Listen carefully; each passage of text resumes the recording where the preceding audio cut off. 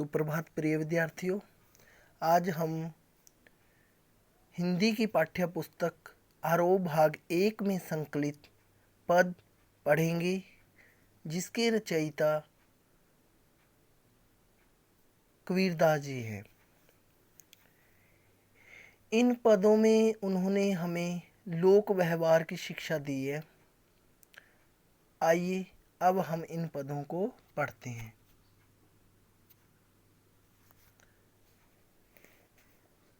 पहला पद है, हम तो एक एक करी जाना। कबीरदास जी कहते हैं कि हमने ईश्वर के एक ही स्वरूप को जाना है, यानी कि एक ही रूप को माना है। ईश्वर की केवल एक ही सत्ता है, ईश्वर एक है। दुई कहीं तिन्हीं को, दो जग जिन नाहिन पहचाना। दुई होता है दो, कहीं मैंने कहना, तिन्हीं उसको, दो जग का अर्थ होता है नरक, पहचाना का अर्थ होता है पहचानना। जो लोग ईश्वर की एक सत्ता को स्वीकार ना करते हुए उसके दो दो रूप मानते हैं, यानी कि जो भगवान को एक ना मानकर उसके अनेक रूप मानते हैं, उन्हें नरक की प्राप्ति होगी। दो जग का अर्थ क्या है? नरक की प्राप्ति होगी। क्यों होगी? क्योंकि उन्होंने ईश्वर के स्वरूप को नहीं पहचाना। जो ईश्वर के स्वरूप को नहीं पहचानता उसको नरक की प्राप्ति होगी। एके पवन एक ही पानी, एके ज्योति समाना। कबीरदास जी आगे कहते हैं कि एक ही पवन बहती है। पवन क्या होती है? हवा। एक ही हवा बहती है, एक ही पानी बहता है, और एक ही ज्योति में सभी जीव समा जाते हैं। एक ही खाक घड़े सब भांडे, एक ही कोहरा साना। कबीरदास जी कहते हैं कि कुम्हार एक ही प्रकार की मिट्टी से, कोहरा क्या होता है? कोहरा कुम्हार, खाक क्या होती है? मिट्टी, घड़े मैंने बनाना। कुम्हार एक ही प्रकार की मिट्टी से सभी बर्तनों का निर्माण करता है। इसी प्रकार ईश्वर रूपी कुम्हार ने भी जीवों रूपी बर्तनों को पंच तत्व रूपी मिट्टी से बनाया है। अर्थात कि जिस प्रकार एक कुम्हार मिट्टी के बर्तनों का निर्माण करता है, एक ही मिट्टी से विभिन्न प्रकार के बर्तन बना देता है, उसी प्रकार ईश्वर ने भी हमें विभिन्न प्रकार के मनुष्यों को बनाया है एक ही मिट्टी से। यानी कि एक ही मिट्टी से ईश्वर ने विभिन्न प्रकार के मनुष्यों को बनाया है।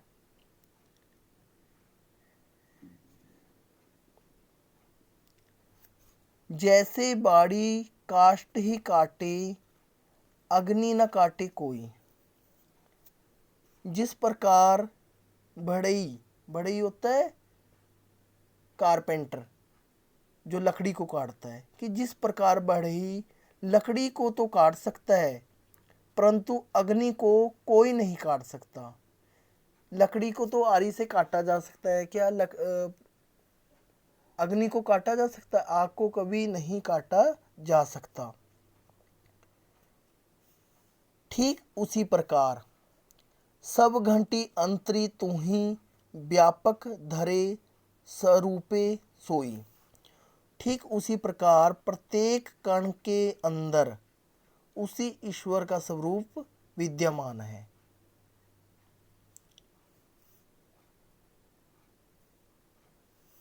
वही अपना स्वरूप धारण करता है। माया देखी के जगत लुभाना, काहे रे नर गरबाना। लुभाना का अर्थ होता है ललचाना, नर आदमी, गरबाना का अर्थ क्या है? अभिमान करना। हे मनुष्य, इस माया के चक्कर में पड़कर तो क्यों अभिमान करता है? कबीरदास जी कहते हैं कि इस मायावी दुनिया में तू क्यों अभिमान करता है? निर्भय भया कछु नहीं, व्यापे कहीं कबीर दीवाना। निर्भय का अर्थ होता है निडर। कबीरदास जी कहते हैं कि दीवानों की भांति अब उनके हृदय में कोई डर नहीं है। निर्भय भया कछु नहीं व्यापे, कि अब उनके हृदय में किसी प्रकार का कोई डर नहीं है। वे निडर होकर ईश्वर के अस्तित्व को स्वीकारते हैं। वे निडर होकर ईश्वर के एक ही स्वरूप को स्वीकार कर रहे हैं।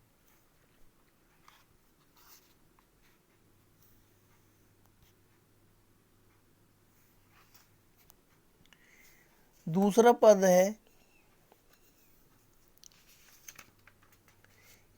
कबीरदास जी कहते हैं संतो देखत जग बोराना। बोराना का अर्थ होता है पागल, और जग संसार। कबीरदास जी कहते हैं कि मैंने इस जगत को देख लिया है, यह जगत बावला है, अर्थात पागल है। यह संसार पागल है। क्यों पागल है? सांच कहो तो मारन धावे, झूठे जगपतियाना। कि यदि यहाँ पे कोई सत्य बात बोली जाए तो लोग मारने को दौड़ते हैं, और यदि झूठ कहा जाए तो लोग उस पर विश्वास कर लेते हैं। नेमी देखा धर्मी देखा, प्रात करे स्नाना। आत्म मारी पखान ही पूजे, उनमें कछु नहीं ज्ञाना।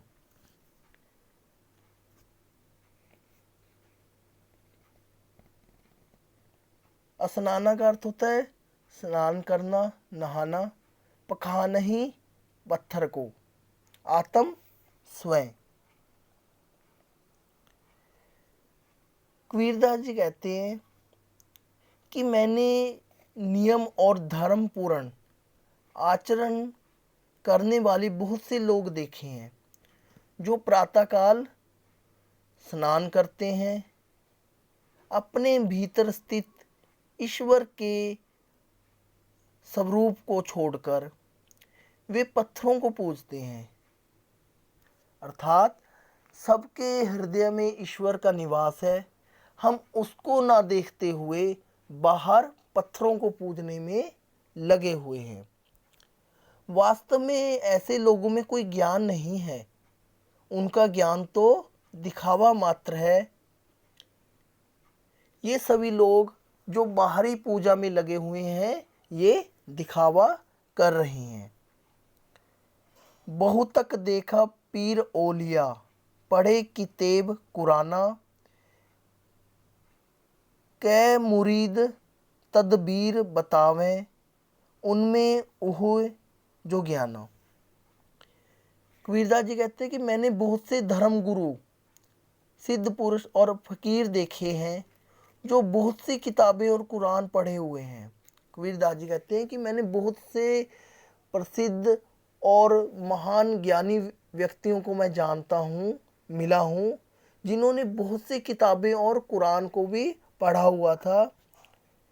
वे लोगों को विभिन्न उपायों द्वारा अपना अनुयायी बनाते हैं। जो ऐसे धर्म गुरु हैं, वो विभिन्न उपायों द्वारा लोगों को अपना शिष्य, अपने चेले बना लेते हैं।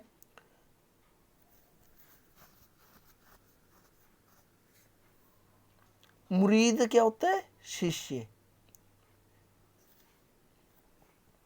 अपने शिष्यों में भी वे अपने दिखावटी ज्ञान को भरने का प्रयास करते हैं। वे क्या करते हैं कि दिखावट करते हैं, अज्ञानी होने का दिखावा करते हैं, और अपने शिष्यों में भी वो ही दिखावट भर देते हैं, वो ही अज्ञान भर देते हैं। आसन मारी डिब डिम्ब धरी बैठे, मन में बहुत घुमाना। पीपर पाथर पूजन लागे, तीर्थ गर्भ भुलाना।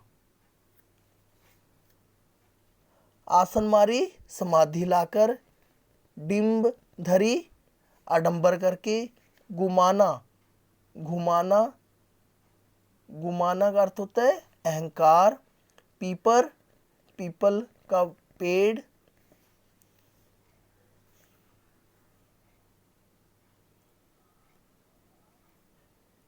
ऐसे लोग जो धर्मगुरु होने का दिखावा करते हैं, वे आसन लगाकर समाधि की मुद्रा में बैठकर ध्यान करने का आडंबर करते हैं। कि जो अज्ञानी लोग हैं वो समाधि लगाकर तपस्या करने का ढोंग करते हैं। उनके मन में बहुत ही अहंकार भरा हुआ है। वे पीपल के पेड़ और पत्थरों की पूजा करते हैं। तीर्थों के दिखावे में पड़कर वे आत्म तत्व को भूल बैठे हैं। कि वे तीर्थों पे जाना, पत्थरों को पूजना, इसी सब को भगवान की पूजा मानते हैं, इसी को मुक्ति का साधन मानते हैं। और मैं इतने तीर्थ स्थानों पे गया हूँ, मैंने इतनी तीर्थ यात्राएं की हैं, इसका उनके मन में अहंकार भरा पड़ा है। टोपी पहिरे माला पहिरे, छाप तिलक अनुमाना। ऐसे लोग क्या करते हैं? जो लोग टोपी पहनकर, माला पकड़कर और मस्तक पर तिलक धारण करके तथा छापाधारी वस्त्र पहनकर ईश्वर को पाने की कोशिश करते हैं। ऐसे लोग जो आडंबरों से भरे हुए हैं, वे क्या करते हैं? सिर पर टोपी पहन ली, हाथ में माला पकड़ ली और मस्तक पर तिलक लगा लिया और ईश्वर को पाने की कोशिश करते हैं। साखी शब्द ही गावत भूले, आत्म खबरी न जाना। ऐसे लोग, उन्हें ईश्वर के वास्तविक स्वरूप के कभी दर्शन नहीं होते। वे साखी और शब्द गा गा कर ईश्वर को पाने के भुलावे में खोए रहते हैं। वे शब्द कीर्तन को गा गा कर ईश्वर को जो पाने का सही तरीका था उसको भूले बैठे हैं। हिंदू कहे मोही राम प्यारा, तुर्क कहे रहीमाना। आपस में दो लरी लरी मुए, मर्म न काहू जाना।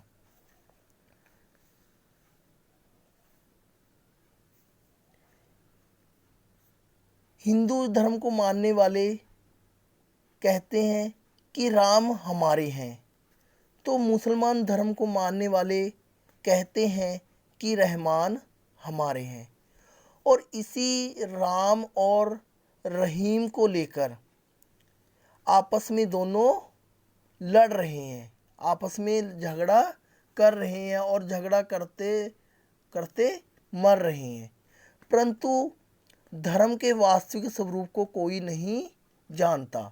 जो धर्म है कि धर्म तो सच सच बोलना, किसी का मन ना दुखाना, इस धर्म को छोड़कर वे वास्तविक स्वरूप को ना जानते हुए आपस में लड़ाई झगड़े में लगे हुए हैं।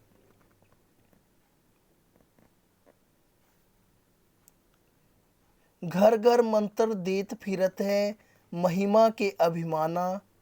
गुरु के सहित सिक्ख्या सब बूढ़े, अंतकाल पछताना। अभिमाना का अर्थ क्या होता है? अहंकार में।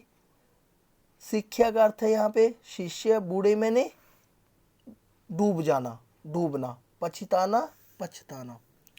कबीरदास जी कहते हैं कि जो लोग गुरु बनकर माया के अभिमान में ग्रस्त होकर, माया के अभिमान से ग्रस्त होकर घर घर मंत्रों को देते फिरते हैं। ऐसे गुरुओं के साथ साथ उनके जो शिष्य हैं, उनके जो चेले हैं, वो भी संसार सागर में डूब जाते हैं, भ्रमित होकर डूब जाते हैं। कहे कबीर सुनो हो संतो, ई सब धर्म भुलाना, केतिक कहाँ कहा नहीं माने, सहजे सहज समाना। कबीरदास जी कहते हैं कि हे संतो सुनो, जो धर्म को भुला देंगे, जो धर्म को भुलाई बैठे हैं, भुला दिया है जिन्होंने, ऐसे लोगों को अंत समय में पछताना पड़ेगा। जो धर्म को नहीं मानते, सहजे सहज समाना, उन्हें सहज परमात्मा की आसानी से प्राप्ति नहीं हो सकती, उन्हें परमात्मा की आसानी से प्राप्ति नहीं हो सकती। अर्थात कि ईश्वर की प्राप्ति करने के लिए हमें उसके स्वरूप को जानना है, क्योंकि ईश्वर कहीं बाहर नहीं है, वो हमारे अंदर है और हमें उसको अंदर से ही जानना है। उम्मीद है आपको ये पद समझ आ गए होंगे। अब आपने स्वयं भी अपनी पाठ्य पुस्तक में से इन पदों को पढ़ना है। धन्यवाद।